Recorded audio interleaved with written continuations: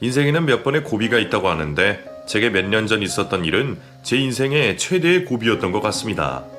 그 일을 겪으면서 참으로 많은 생각을 하게 되었고 이곳에 사연도 남기게 되었네요. 가정을 지키기 위해서 최선을 다한 제게 생각하지도 못한 슬픈 일을 겪게 해준 사람은 바로 저의 아내랍니다. 믿는 도끼에 제대로 발등시켰던 제 사연을 지금부터 꺼내볼게요. 아내를 만난 것은 나이 30이 넘었을 때의 일이에요. 어려운 가정환경 때문에 좋아하는 여자가 있어도 제대로 고백도 하지 못하고 젊은 청춘의 시간을 보냈었고 그렇게 버티다가 만난 것이 바로 아내였습니다. 아내는 모든 만남의 리더가 되는 것을 좋아했고 그 모임을 잘 이끄는 사람이었어요. 여기저기서 사람들을 모아서 모임을 유도했고 사람들 또한 그런 아내를 잘 따랐죠. 제가 아내를 만났을 때에도 어떤 모임에서였는데요. 친구를 따라간 모임에서 아내를 보면서 정말 부럽다는 생각을 하게 되었어요. 사람들이 하나하나 챙기고 반갑게 맞이해주는데 무언가 굉장히 자기 자신에게 자신감이 넘쳐 보였거든요. 그런 그녀에 대해 친구에게 물어보았죠. 민서가, 저분은 누구셔? 저 여자분. 아, 저분이 이 모임 총무야? 우리가 원래 배드민턴 좋아하는 사람들끼리 모인 모임이었는데 저분이 한두 명씩 계속 데려오셔서 이렇게 인원이 많아졌지? 사교성도 좋고 리더도 잘하더라고. 우리랑 나이가 비슷할걸?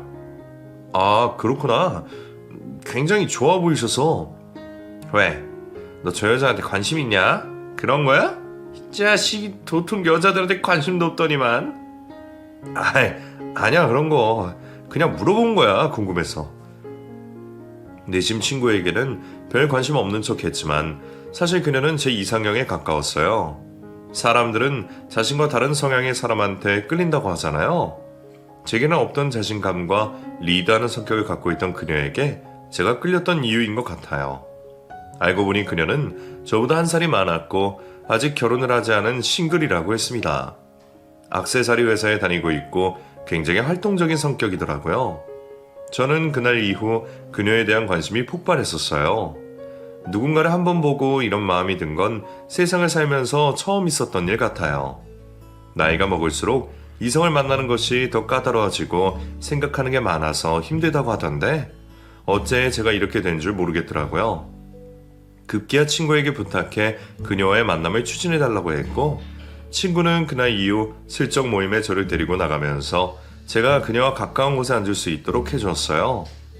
바로 옆자리에 앉게 된 어느 날은 얼마나 떨리던지 괜히 혼자 심장 소리가 들릴까봐 조마조마했던 기억도 납니다. 그런 제게 그녀는 참 잘 챙겨주었어요. 술도 따라주고 말도 걸어주면서 혼자 우두커니 앉아있던 저를 소외되지 않도록 해주려고 노력하더라고요. 이거 한 잔 드세요. 술 못하세요? 아니에요. 마실 줄 알아요. 저 따라주시는 거예요? 네, 따라드려야죠. 우리 신입 회원님이신데 친구분 따라서 오신 거죠. 제가 이 모임 총무 겸 회장 겸 혼자 다 북치고 장구치는 곳인데 와주셔서 감사드립니다. 너무 보기 좋으세요. 여자분이 이렇게 모임을 주도하기 참 힘든데 말이에요. 그런가요? 제가 워낙 사람들이 좋아해서요. 저는 별로 안 힘들어요.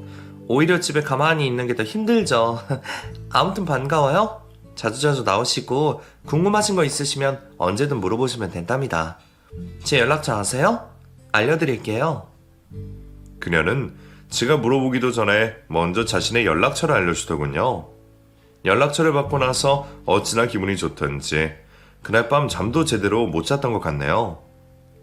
나중에 알고 보니 연락처는 그냥 회원관리 차원에서 주었다고 했어요. 저는 또 혹시 제게 조금이라도 마음이 있는 줄 알았거든요. 행복한 상상을 하면서 그날 이후 저는 그녀에게 연락을 하기 시작했었어요. 은근슬쩍 모임 이야기를 꺼내면서 시작된 이야기는 밥은 먹었느냐, 일은 잘 되느냐 하면서 시시콜콜한 안부를 물으면서 끝나기 일쑤였죠. 그런데 눈치 빠른 그녀는 저의 이런 연락을 보고 제 마음을 눈치챘던 모양이에요. 제게 단도직입적으로 묻더라고요. 자신을 좋아하느냐고요. 당황한 저는 그저 네라고만 대답을 했는데 그녀는 박장대소하며 크게 웃더니 그런 제가 남들과 다르다면서 제게 호기심을 갖게 될 것 같다는 말을 했습니다. 그러면서 자신은 뭔가 지루한 일상이 싫다고 하면서 항상 새로운 무언가 생기는 것이 좋다고 하더라고요. 그 말만 믿고 저는 또 기분이 좋아서 하루 종일 웃음을 지었고요. 그렇게 그녀와 저의 만남이 시작되었던 것 같아요. 그날 이후부터는 저보다 더 적극적이었던 그녀가 제게 만나자고 말을 했고, 모임의 자리에서도 가까이에 앉아 많은 이야기를 주고받았죠. 그런 그녀와 이성적으로 발전할 수도 있을 것 같다는 생각에 저는 그저 너무 좋아했었어요. 하지만 제 친구는 이런 제 모습을 보고 솔직히 조금 걱정이 되기도 한다면서 말을 꺼냈죠. 야, 내가 얼마 전에 저 여자에 대해서 얘기를 들은 게 있는데 말이야. 너 진짜 저 여자 좋아하냐? 어? 그게 무슨 말이야? 아니, 너 저 여자 진짜 좋아하는 것 같아서 난 처음에 그냥 네가 호기심에 물어본 줄 알고 깊게 생각 안 했는데 이제는 네가 너무 진심 같아서 걱정이 좀 되네. 저 여자 사실 이 모임에서도 몇몇이랑 사귀었었다고 하더라고. 그 중에서는 뭐 유부남도 있었고 그렇다던데. 너 저런 여자 감당할 수 있겠냐? 친구는 꽤나 충격적인 말을 했어요. 이 모임에서 몇 명의 남자들과 사귀었었고 그 중에는 유부남도 포함이 되어 있었다고 하더군요.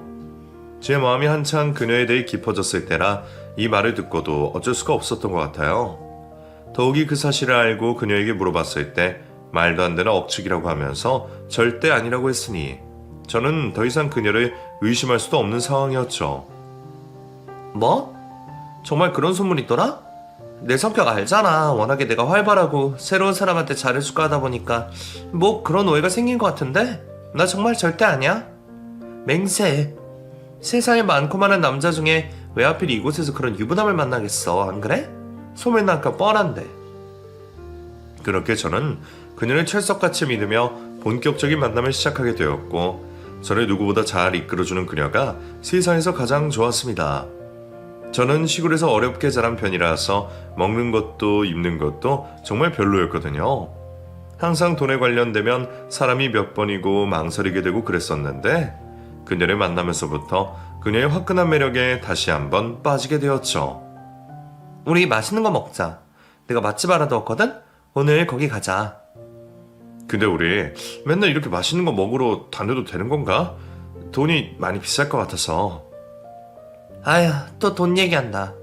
사람이 맛있는 거 먹으면서 살아야지 그만큼 능률도 올라서 일도 열심히 하고 그렇지. 돈 벌어서 어디다 쓸래?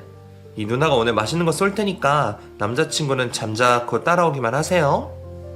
때로는 이렇게 우물쭈물하는 저를 리드하는 그녀에게 저는 푹 빠져버리고 말았습니다. 가끔씩 만나던 그녀의 친구 민주씨라는 사람도 그녀와 비슷하게 화끈한 성격을 갖고 있었는데 저는 그런 그녀들과의 자리가 매우 행복했어요. 여태까지 느껴보지 못했던 속 시원한 무언가가 있다고 해야 할까? 아무튼 그런 시원한 느낌으로 연애를 계속하게 되었습니다. 그녀의 모든 것이 너무나 좋았었지만 딱 한 가지 그녀에게 불만인 점도 있었어요. 다름 아닌 술버릇이었는데요. 그녀는 술에 취하면 조금 과한 행동을 했었죠. 예를 들면 술집에서 많은 사람들이 있는 가운데 제게 과한 애정 표현을 한다던가 제가 잠시 자리를 비울 때면 자신의 친구들에게 전화를 막 돌려서 이 얘기 저 얘기 비밀 없이 다 떠든다거나 했었어요. 특히나 알고 지내는 남자친구들에게도 서스럼 없이 전화를 걸어보고 싶다. 옛날에 자기가 좋아한 걸 알았냐는 둥 하는 말을 했었는데 그럴 때는 좀 기분이 많이 안 좋았었어요. 하지만 그녀는 그런 자신의 행동을 나쁘다고 생각하지 않더라고요. 감정이 솔직한 게 죄야? 어? 너같이 맨날 숨기고 마음속으로만 생각하는 것보다 내가 훨씬 나아. 내가 그렇다고 무슨 죄를 진 것도 아니잖아. 아, 그렇긴 하지. 그렇지만 그래도 좀 때로는 지나칠 때가 있다고 얘기를 하는 거야. 그게 내 매력이라고. 너도 그런 것 때문에 나 좋아하는 거잖아. 거침없이 리드하고 그런 성격 때문에. 아냐? 그래, 알았어. 네 말이 다 맞아. 내가 미안해. 단 한 번도 자신의 의사를 거꾸려 하지 않는 그녀와 가끔 이런 마찰이 있기도 했었어요. 그렇지만 누구나 연애를 하면서 다 싸우고 하는 거니까 그러려니 하고 지나갔죠. 그러는 사이 어느덧 그녀의 뱃속에 아이가 생겨버렸습니다. 임신 사실을 알고 그녀는 저를 원망하는 것뿐만 아니라 지금은 아이를 가질 때가 아니라고 하면서 나쁜 생각도 했었어요. 이런 식으로 결혼을 해서 자신의 인생을 망치고 싶지는 않다고 하는데 제가 듣기에는 너무 기가 막힌 말이었어요. 왜 아이를 낳는 것이 인생을 망치는 거야? 나이도 이제 먹을 만큼 먹었고 내 아이잖아. 사랑하는 남자친구 아이잖아. 그런데 그렇게 말하면 안 되지. 싫다는 그녀를 말려서 결혼을 재촉한 건 저였습니다. 어떻게 새 생명에게 말도 안 되는 행동을 할 수가 있겠어요? 저는 무슨 일이든 다 그녀가 원하는 대로 해준다고 하며 아이만은 지키자고 했고 결혼을 서두르게 되었어요. 싫다던 그녀를 어렵게 설득해서 결혼을 마음먹고 저희 집에 인사를 가는 내내 그녀의 인상은 찡그러져 있었습니다. 뭐 이런 시골이 다 있느냐며 한숨을 내쉬고 들이쉬고 했죠. 더욱이 저희 어머니를 보고 나서는 자신이 생각한 시모 이미지와 너무 다르다고 하면서 매우 답답해하는 것 같더라고요. 자신은 자신과 백화점 쇼핑도 가고 마사지도 다니면서 대화가 통하는 그런 시댁을 원했다고 했어요. 사실 이 부분은 제가 좀 기분이 나쁘기도 했지만 저는 아이를 지키기 위해서 어쩔 수 없었습니다. 제가 어머니를 조금 바꾸어 보겠다는 말을 하며 그녀를 안심시켰죠. 도대체 결혼이 뭔지, 제가 이렇게까지 해서 결혼을 해야 하나 싶은 생각도 여러 번 들었지만 그때의 제게는 다른 선택지는 없었습니다. 결혼을 준비하면서 저는 그녀에 대해 점점 실망을 하게 되었어요. 그녀는 모아둔 돈도 없었고 미래에 대한 계획도 없었어요. 그저 이 순간을 즐기며 사는 놀기 좋아하는 사람이었더군요. 부모님은 이혼을 하셨는데 어머님이 꼭 그녀처럼 그저 즐기면서 술을 좋아하시는 스타일이셨고 예비사이라고 데려온 제 앞에서도 거리낌 없이 술을 드시고 담배도 태우셨죠. 그녀와는 정반대인 저는 철저하게 계획을 세워서 적금을 들고 돈을 모아서 원하는 것을 향해 노력하는 스타일이었습니다. 그래서 제가 갖고 있는 것 중에는 새 제품이 별로 없고 거의 다 중고 제품이에요. 차도 연식이 오래된 중고차였고 혼자 살던 집에 있던 물건도 죄다 가성비 좋은 중고 물품들이었어요. 그렇게 해야 돈을 모을 수 있었으니까요. 그녀의 나이가 33이 되도록 돈 1,000만 원을 모으지 못했다는 것이 조금 제 상식으로는 이해가 가지 않더라고요. 그렇다고 그녀의 이혼하신 어머님이 결혼 자금을 대주실 리도 없었고요. 그러니 제가 모아둔 돈으로 결혼을 준비하고 신혼집을 마련할 수밖에 없었어요. 자신은 돈도 없으면서 제가 준비하는 것에 대해서 불만은 엄청 많더군요. 자기야, 이거 말고 뭐 다른 거 없어? 우리 저번에 봤던 그걸로 하자, 어? 그건 너무 비싸잖아. 우리가 가진 예산은 한정적이니까 이 안에서 해보자. 그거 말고 이것도 괜찮은데 뭐. 아, 촌스러워. 난 이런 거 우리 신혼집에 두고 싶지 않다고. 집도 코딱지만 해서 좁아 터졌는데 가구까지 그래야겠어? 이래서 어디 누구 초대하겠니? 내 친구 민주 알지? 걔는 진짜 남자 하나 잘 물어서 지금 넓은 고급 아파트에서 맨날 놀고 먹으면서 잘만 살던데 짜증나게.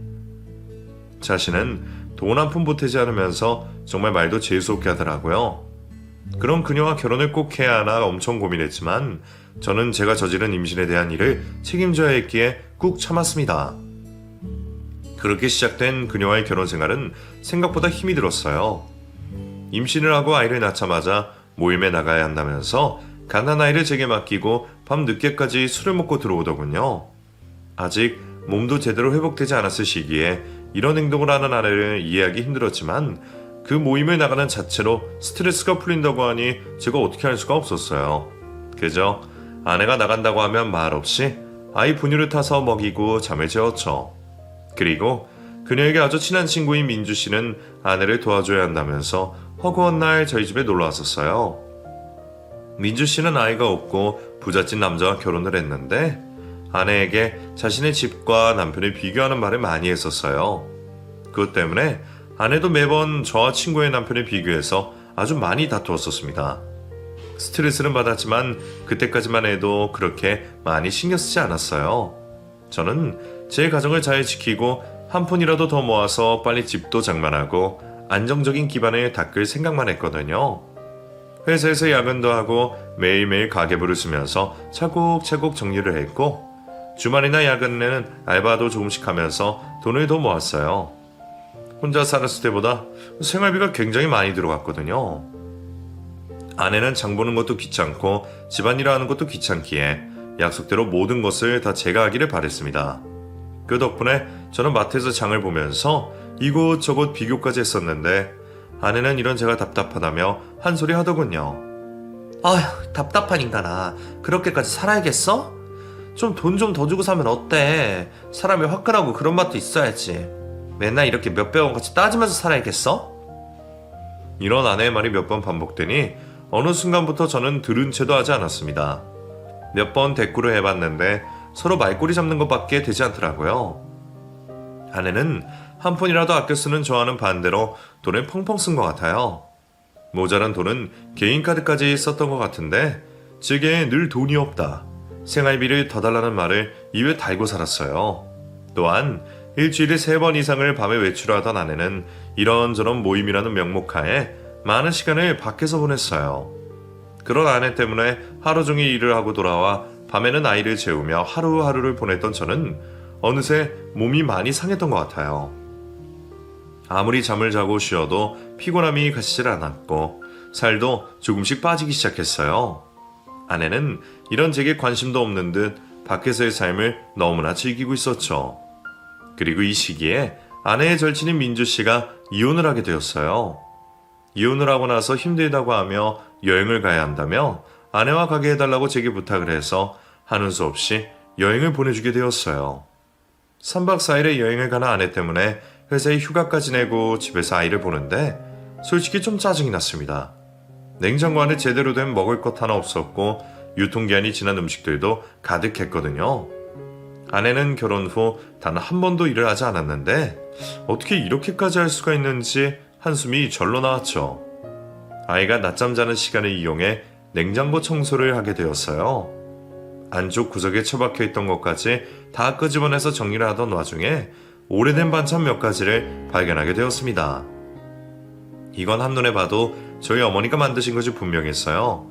제가 워낙에 좋아했던 무말랭이부터 몇 가지의 밑반찬 함께 있었죠. 아내는 이걸 제게 말도 하지 않고 냉장고 안쪽 구석에 처박아 둔 것이었어요. 도대체 어찌된 일인지 궁금한 마음에 어머니께 전화를 드려서 물어봤죠.